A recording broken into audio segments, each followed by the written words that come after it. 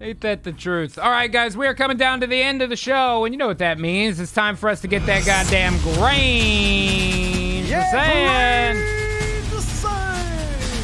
Oh, yes. And, of course, as you know, here in the old grains of saying, we're talking that international diplomacy and how Cold War, God, well forbid, ever turns hot, man. And today, we're going to start with something happening to would-be ally of the United States, depending on how things go here in the near future. And that, of course, is India. And they're claiming it is nothing short of an apocalypse over there. And to be honest, oh damn, I don't know exactly what numbers are accurate or not, but it does seem like they've had a high death count recently due to the virus. And man, that's a bummer. They've got super high population density. That's got to be a tough motherfucker to deal with. You know what I mean? Oh, yeah, but man. what I will say is this. Couldn't have come at a worse time for them. We may need their help very soon, depending on how quickly China manifests its destiny from east of where they are, right? Okay. Which is what they are doing actively, yeah. right? Now, unfortunately, with a high infection rate, we're forced to do on a large scale exactly what you would do on a small scale. Yeah, you can't let people come over to your house when they're sick. You might get sick. That works on a variety of scales, and we should be less arbitrary about these things. Oh, no. No! Oh, we went through a whole show without the loads, man. Oh, we were so close, dude. And it's loading forever. It really is taking a long time to load CBS News. Jesus Christ.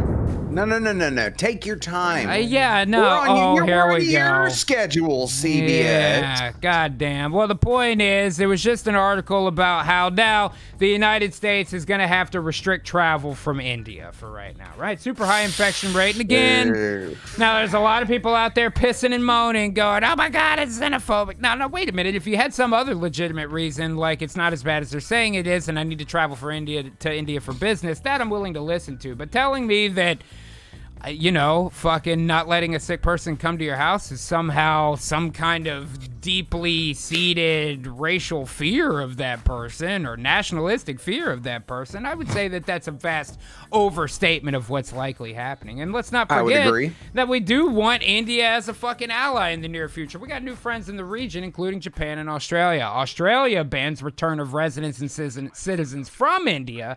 Offenders face fines in prison. Now, I don't love this. Can't come home, but, I mean, goddamn, it would be easier to make a judgment call on this stuff if we had really accurate numbers, and I never think we have really accurate numbers anymore. You know what I mean? I didn't put any you wanted. What's that? No, I didn't. I don't know, man. 223 says, and no one washes their hands. Ain't it the truth? You'd be surprised how far you can go if you just wash your goddamn hands, man. Yeah. Nonetheless, hopefully they're able to get it straightened out. I don't want this to go on and on. We have things to do in the region right now. Australia would be wise not to pound drums of war over Taiwan as there's too much at stake. Now, this is not totally fucking wrong.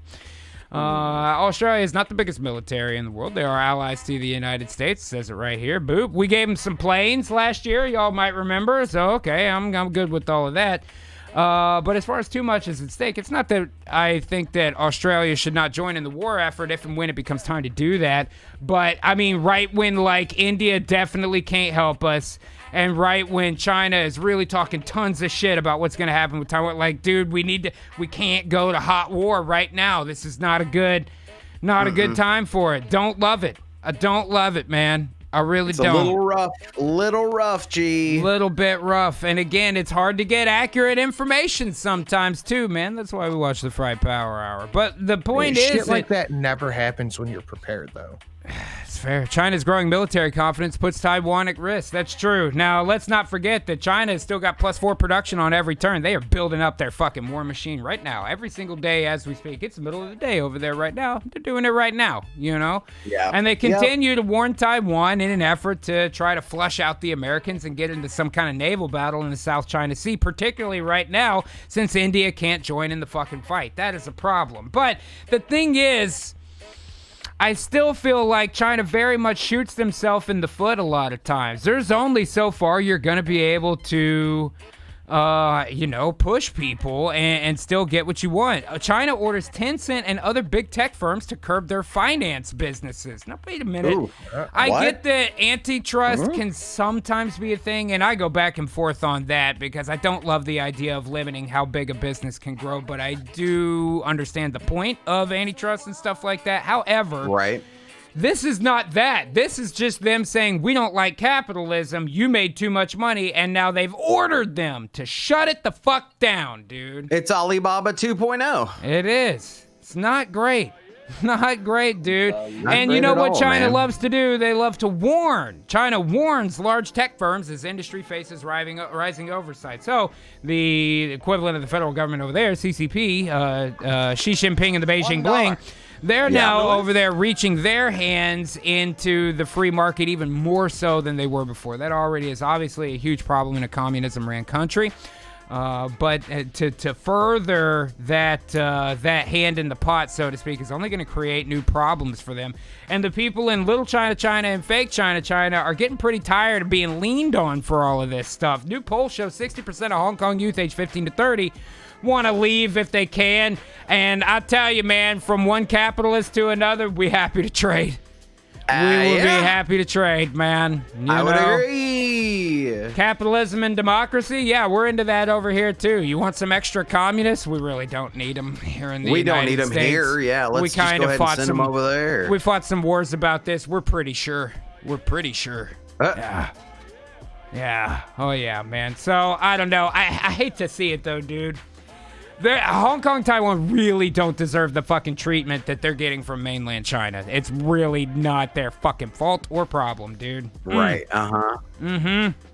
Yeah, I don't understand why people don't just go to the places that have the things they want. Well, because China will come pick your ass up and bring you back. Remember we saw that shit a couple weeks ago? That is true. That's CCP will come find your fucking ass. That's fucked up, man. That is way fucked up, man. And then people didn't believe it was happening. Yeah. It's right there. It's very plain. Now, I know that information from that part of the world can often be inaccurate by the time it gets to American media, but you got to be able to read between the lines, and there still is definitely an issue. I mean, these people just want democracy in the country where they live. Is that so much for them to ask? Well, if you're Xi Jinping, otherwise known as President for Life, then yeah, it's too much somehow.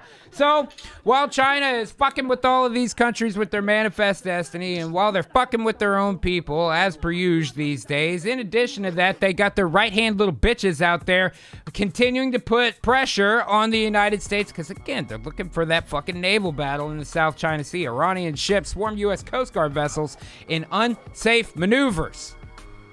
First of all, my question is, what was the Coast Guard doing in the Persian Gulf? Yeah. That's not the American coast. What are they sending them out there, man? Coast Guard, why is that? Yeah, I don't get that either. Something's fishy here, dude. That is very weird. That's either not the Coast Guard or I don't know. Dude. Okay, I mean, do you think behind the scenes it's so bad that it's like all hands on deck?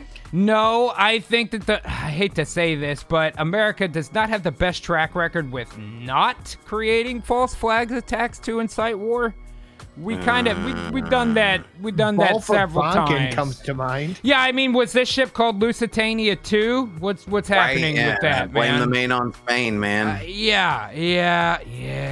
I hope that's not the case, man, because that's an invitation to heating the whole thing up, and we don't want to do that. And I'll tell you what, China didn't wait a second to pounce on this one, too, man. China condemns vile U.S. warship for disrupting naval exercise. Wait a minute, was it the Coast Guard or was it a warship?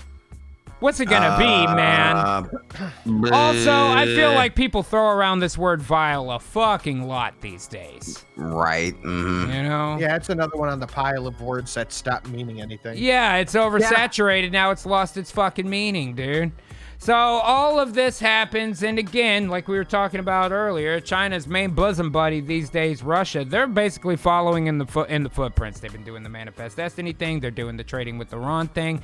And now, much like China is doing a Hong Kong and Taiwan, they're putting the pressure on the Ukraine, right? So now Russia is holding naval drills as U.S. vessels move to the Black Sea. Maybe you're not wrong, Phil. Maybe they need a lot of fucking manpower because now we're on multiple fronts, and that's exactly what Russia and China would want. They got to split up.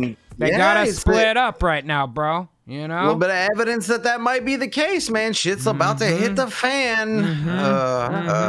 But let's not forget what this is all about. Does anybody remember the very first Grains of Sand segment and the battle between OPEC and NATO prices and how that catastrophically snowballs into nuclear warfare? That was the blueprint for the entire premise of this segment, and we talked about it 2 fucking years ago, and now... God damn, here we go. U.S. Department of State says NATO's door remains open to Ukraine. Oh, Christ. So, okay, you know how China keeps warning the U.S. that if we buddy up to Taiwan, they're going to open the fucking floodgates? Well, now we're tempting fate in the other direction, too. NATO, the whole reason this shit happened, says they're going to invite Ukraine to come on down. Ukraine, who said they would use a nuclear weapon if they had to. And by the way, it doesn't, it doesn't not look like we're scrambling right now. You know what I mean? Formal start of final phase of Afghan pullout by the U.S. and NATO. Oh, boy. We don't look like we have our fucking forces split up at all right now, do we? NATO is ready to respond to aggression. Well, isn't that just fucking lovely, man? Oh, boy. And the scary thing of our own troops sitting in the capital. All I'm saying is, as it continues to heat up on 2 fronts, U.S. Army welcomed warmly ahead of NATO exercises in Albania. Oh, well, that's great. That's great. Now we're just hooking it all up, man. The pieces slowly come together, and I don't think I have to tell you guys, if you regularly watch Grains of Sand, what the end point of all of these converging lines, what the fucking vortex is gonna be, man. So if the question is there a war coming between China and the United States, you might be a little bit late on that gerund, friends. I'm not a criminal.